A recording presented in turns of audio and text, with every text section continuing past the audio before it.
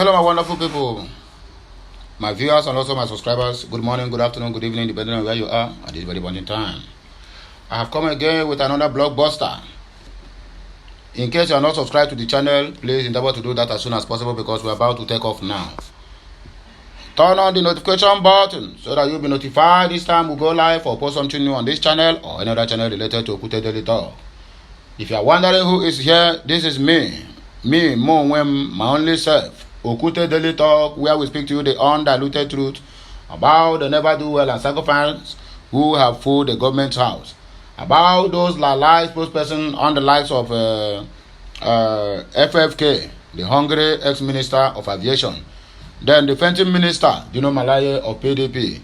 We are talking about the one that called himself a son, maybe a fake son or nice school he go, Festus Kiyamo, and the lives of small goats who have vowed not to enter this country again, yet is campaigning for people that want to rule Nigeria in the name of Reno Omokiri, who they said is in the translation is a small goat.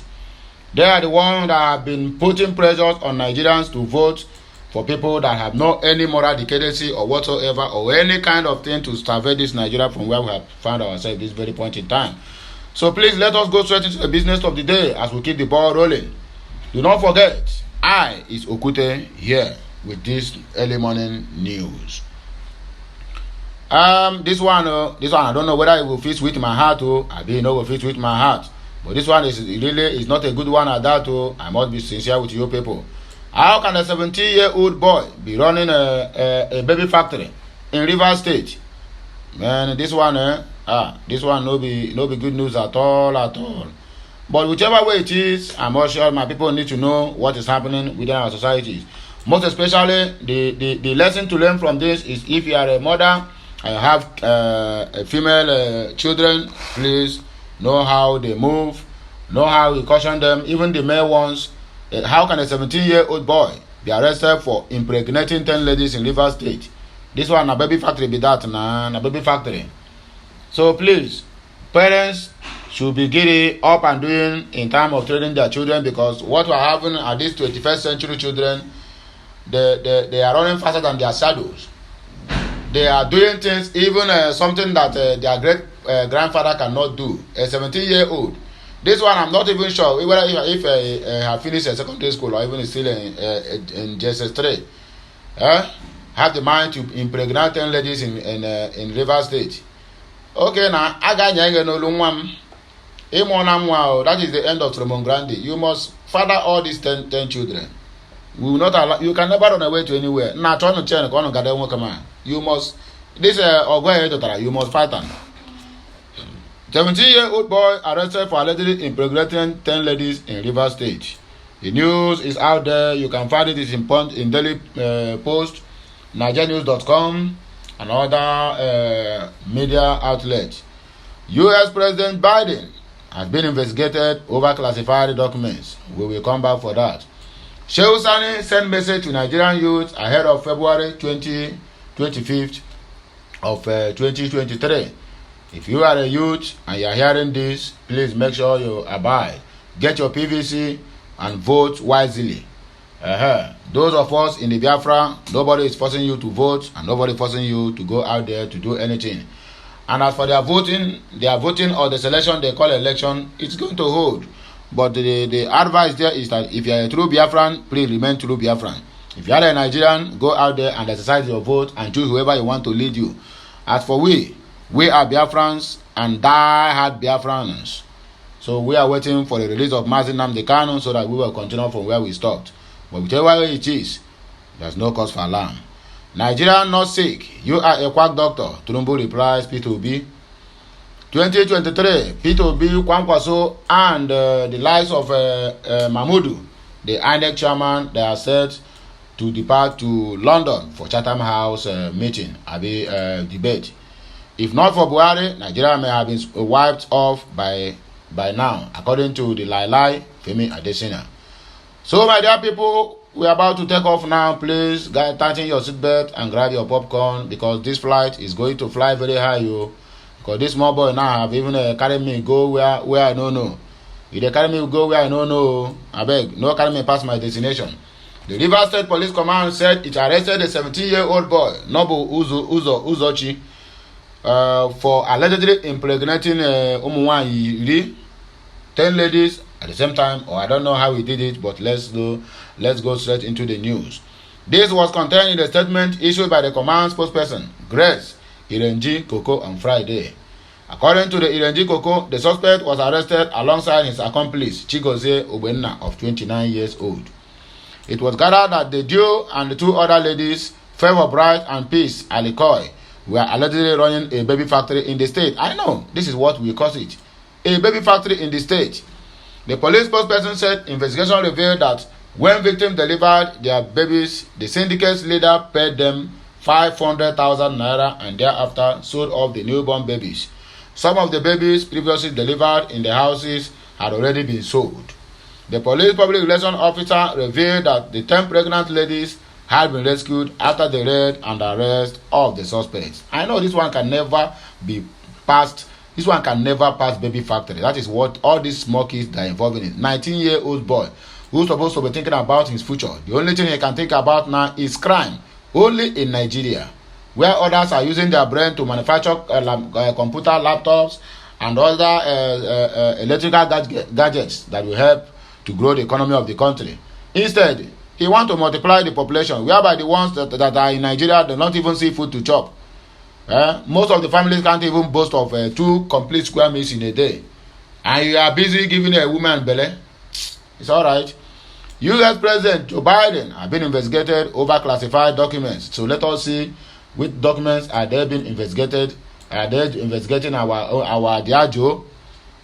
The President of the United States of America, Joe Biden, is currently being investigated on how he handled some classified documents. The U.S. Attorney General on Thursday named an independent prosecutor to investigate Biden as an arrest over secret papers found at his former office exploded while the discovery of a second batch. The White House said the document from Biden's time as vice president was uncovered in the garage of his home in Wellington, Delaware, where he often spent weekends.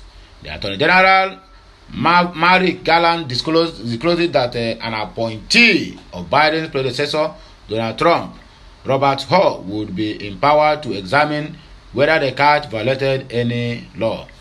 Garland, who runs the Justice Department, said under the regulations, the extraordinary circumstances here require the appointment of a special counsel. The appointment came hours after the White House acknowledged the second batch of papers. The White House, however, did not reveal the content of the documents. Following the first set found at the Washington think tank where Biden had an office. Republicans in Congress accusing the White House of a cover-up over the affair have declared their intention to investigate the issue. The disclosure have prompted comparisons to the special counsel investigations of Trump's hoarding of hundreds of classified materials at his Florida beachfront home and his alleged obstruction of government efforts to get them back. Biden told reporters, "I take classified documents and classified materials seriously. We are cooperating fully and completely with the Justice Department's review." Look at country that is working well. Look at country that is working well. Joe Biden is under investigation and he is complying.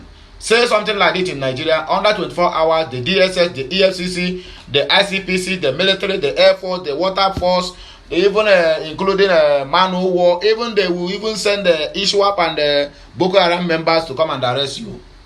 That is Nigeria that claims they practice democracy and they claim that they are copying from US and UK and the rest of other developed countries.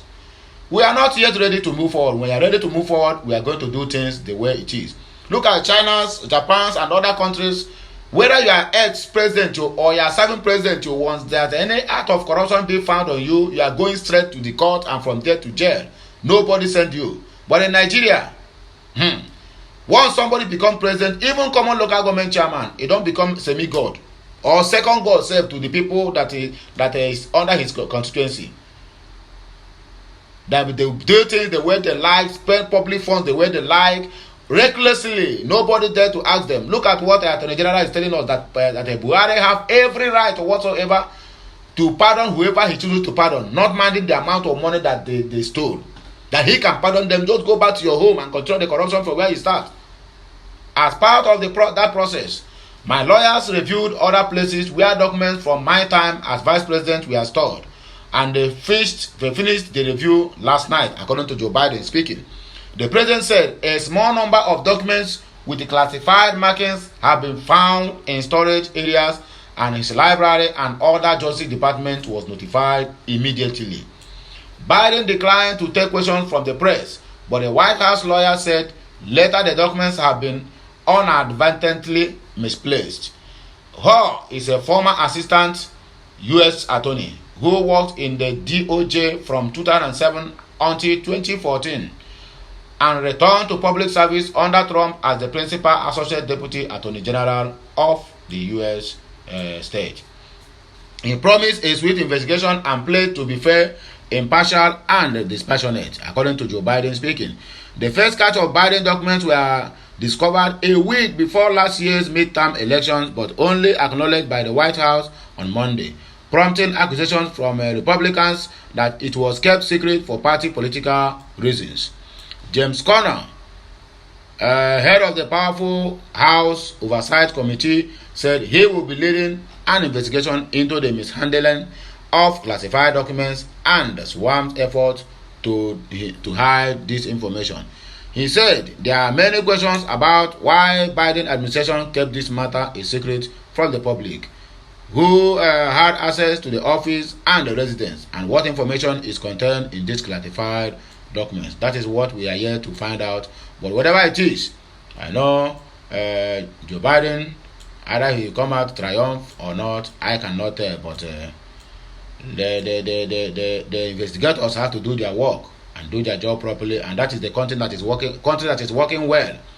Come and do that in Nigeria, my dear. You will not see the light of the next day. Even for the end of your career in this life, you never see the light of the day again. They will take you and set you behind the bars. Shehu Sani has sent message to the Nigerian youths who are busy jumping up and down looking for where they are sharing rally money. Make on a hear from this controversial former senator of Kaduna. The former senator representing Kaduna Central of the National Assembly, Shehu Sani, has taken to social media to admonish Nigerian youths ahead of the February 25th presidential elections. 42 days ahead of the 2023 general elections, the former lawmaker via his verified Twitter page on Thursday evening observed that the Nigerian youths construct a chunk of total registered voters across the state. Are they collecting the PVCs? That is the question. Signing all the youth to take advantage of the figures at the forthcoming polls to take back their country with their permanent voters card, or continue to live their lives in processing as usual, of course, carrying placards here and there. He also said the choice is theirs to make or live fighting with the placards. Sani tweets reads, the Nigerian youths constitute the majority of the 93 million registered voters. The choice are yours to take back your country with your votes, or to live rest of your lives with the placards and a Luther solidarity songs and bosa mentality. I shake my head. This one off me completely. Yes, he's making a sense now. He's making a sense. Most of the Nigerian youth said they will even stay overnight. I mean, they leave their work, they forget they're going to work, they forget they have schools to attend or lectures, they forget they have either businesses or whatever to attend early in the morning. They will be up early to watch Big Brothers Nigeria, which are being broadcast almost late in the night because of children. They will leave it to watch. But look at the time now to collect their PVC, they are nowhere to be found. That is how they keep on crying here and there. Go and collect your PVC, go and collect your PVC. And the youth are busy looking for Magdalene Burantashi. I shake my head. In another post earlier, the former lawmaker charged the Nigerian Medical Association, NEMA, and the Nurses Association, NANAM, to invite all 2023 presidential candidates for a complete medical test and make the result public. Yes, if they will agree to go. We need this before the commencement of this election. This, according to him, will settle the controversy over the health status of the contenders. We are looking forward for them to do this, and it's going to be massive. This table is going to break, according to Ayo and my role model, Rufai Oseni. You are not sick. Okay, Nigeria are not sick. You are a quack doctor. Abado replies P2B. The camp of the All Progressive Congress APC presidential candidate Bola Ahmed Tinubu has replied the Labour Party flag bearer P2B over his claim that Nigeria is sick and can't be handed over to a sick president. Why is it every time the presidential candidate, that's the camp, P2B will speak, not even the presidential candidate will speak. Let him come out and defend, not the camp. The likes of Bayo Ononugana and the rest of them, and Joseph Ono, what do they call it again? Festus Keyamo, they will be the one that will compile all this thing now. What happened to a presidential candidate? You know, they talk about only to just cause controversies here and there. That is what he knows best. Let him come and defend himself and say, I am not sick. Nigeria is not sick. Just come and say it without no any written script. You will fall on the podium. According to them, P2B claimed that Nigeria is sick and can't be handed over to a sick president. The APC camp, in a statement by the spokesperson of the Tinubu Presidential Campaign Council in the Southeast, Dr. Joseph Ono, said it is obvious Obi is a quack medical doctor, Ndibo, and a quack candidate who can't correctly diagnose what is wrong with Nigeria. He added that it would be wrong to hand over the presidency to such a person who can't understand the symptoms but wants to treat a patient. Nigeria News report that the statement comes as a response to Obi's submission in Enugu State on Thursday, where he warned Nigerians against voting for an incompetent president coming 2023. He stated during his campaign while taking a dip at some other candidates that Nigerians does not deserve a president that can stand for 30 minutes. The Labour Party presidential candidate, without mentioning any name, added that a contestant whose background can be verified, whose age, identity, schools attended, or his classmates and other details are shrouded in secrecy is also pursuing to become Nigerian president, but warned Nigerians not to vote for such person so as not to push the country into a bigger mess. That is the simple truth. However, in response, Tinubu's camp spokesperson in a statement issued in Kano on Friday warned Nigerians against casting their vote for Obi as he claimed it would amount to unpalatable consequences for the nation. He queried why Obi wants to become the leader of a country he said is sick, adding that the former Anambra State governor lacks experience and may not know what to do in challenging situations if handed the reins of the leadership. Tell me, if your leader, if your principal know what to do, he don't know what to do now. He said he have chosen his team already. I work with the team. Teamshipness. He said, we agree that our country, like other countries in the world experiencing suffering, it is also full of overcoming it. Healing takes courage, and Asiwaju Bola Ahmed Tinubu has the courage, even if it is to dig deep to find it, unlike the obedient quack doctor who advertises a positive cure for any disease, who issues nostrum testimonials, who sells his services to a secret, non-existent remedy, or whose diagnosis and traced by mere patients he has never seen, which is typical of a quack doctor. The same mobile quack doctor told Nigerians he wants to be president so he can replicate what leaders have done in Singapore, Egypt, etc. In Nigeria, which obviously isn't the remedy his so-called sick country needs. A quack presenter, hopefully like a quack doctor, have no proper knowledge of the right dose, the way drugs act in the body, how to counter adverse and side effects of a drug and economy, and what to do when emergencies or national security issues similar to complex medical situations arises. Casting your vote for the Labour Party presidential candidate will only result in unpalatable consequences for our great nation, whom he has disrespected so much and called sick. Asiwaju Bola Ahmed Tinubu said he wants to be president so he can replicate the development we did in Lagos in Nigeria. What development?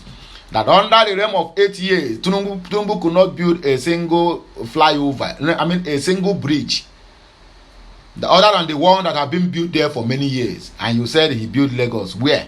He built Mushi and the Ajegule, right?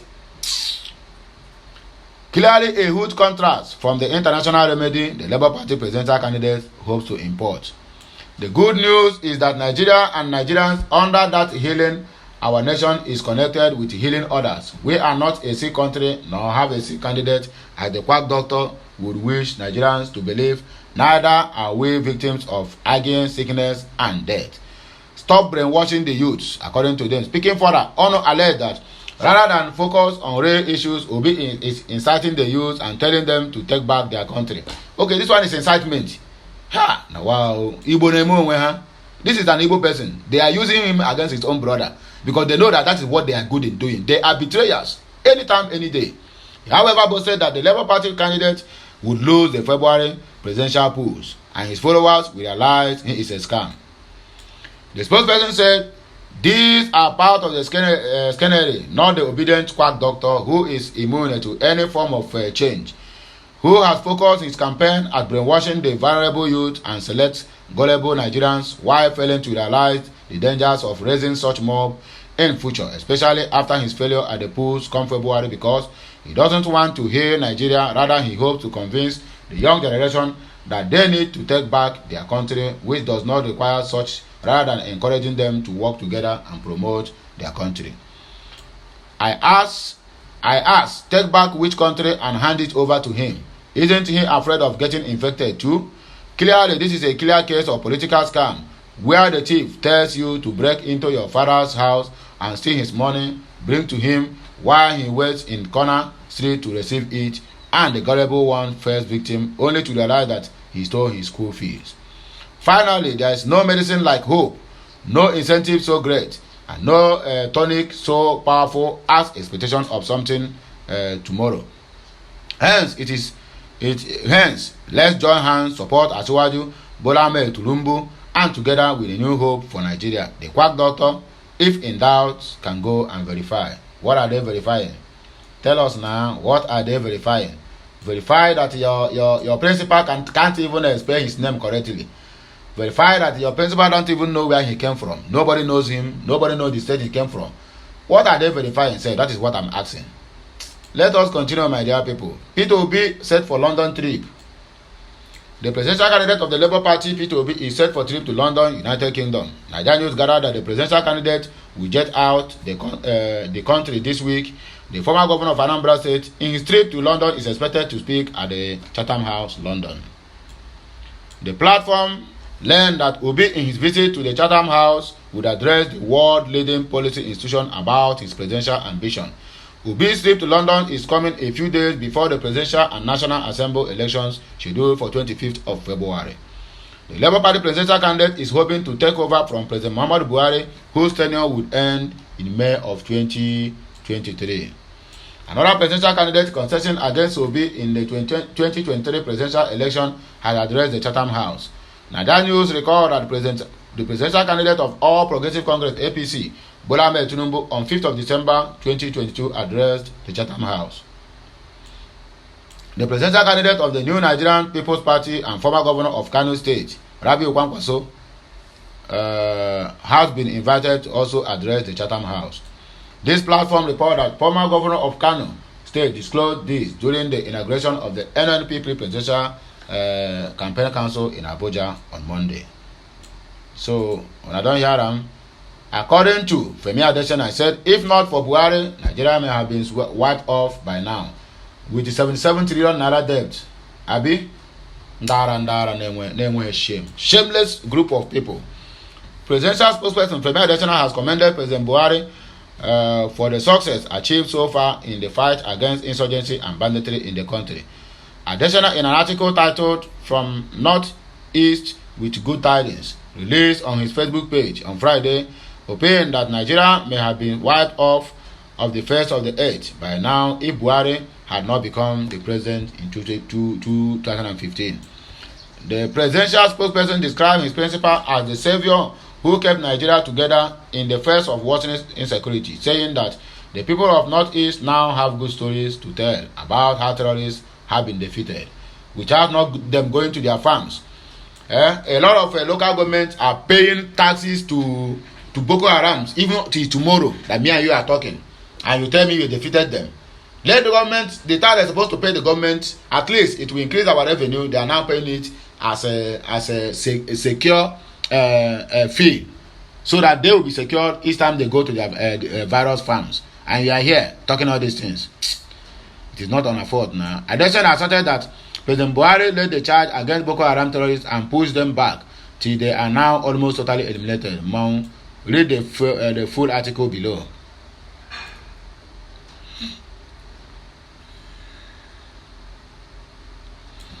Who feels it, know it all. Perhaps the region most affected by the insurgents that almost strangulated the country since 2009 is the northeast. It was there that Boko Haram started proliferated and spread to other parts of the land. I was in 2 states in the region early this week, joining President Muhammadu Buhari to take part in campaigns of All Progressive Congress (APC) for the forthcoming general elections. The first port of call was Adamawa on Monday, leaving later in the day for Yobe, where we stayed the night and spent most part of Tuesday. And what did we hear at every stop? Pudits, accolades, and commendations for the president on the much improved security situation in the region. The same presidential APC went for campaign in Katsina after they are going. Even the president own state disowned APC, and you are here making all these assertions. There are some people hell bent on giving us a sad mentality of insecurity in the country. They have deliberately refused to look at the brighter side of things, and all you hear from them is worsening insecurity. That is all they say on TV, radio, on social media, in newspapers, from the pulpits, mosques, anywhere, everywhere. They deliberately make it seem that the only thing happening in Nigeria is insecurity. They keep trumpeting it daily. Even when confronted by vast improvement, they are soused and marooned in scaremongering. But who feels it knows it. As people in the northeast, and they will